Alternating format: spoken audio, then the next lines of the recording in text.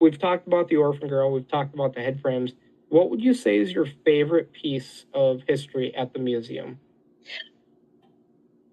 My favorites, in all honesty, because we have, and this doesn't directly answer what you're saying, but we have so many, and we're down to just a few people that lived the underground portion of mining back in the heyday of Butte. You know, they were born in Butte, mined in Butte, military.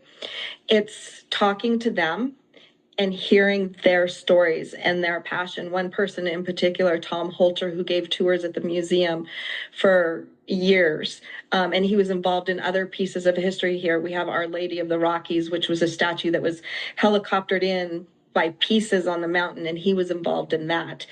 And then he was born in a town that no longer exists because of the open pit mining, or not a town, an area of town, because of the open pit mining. And so hearing his stories and still hearing his love for Butte, as well as his passion for mining, is just always inspiring. And he's still around. He comes by the museum every couple of months after he comes uptown. Our downtown is our uptown, to pay his bill, and he stops by to say hi.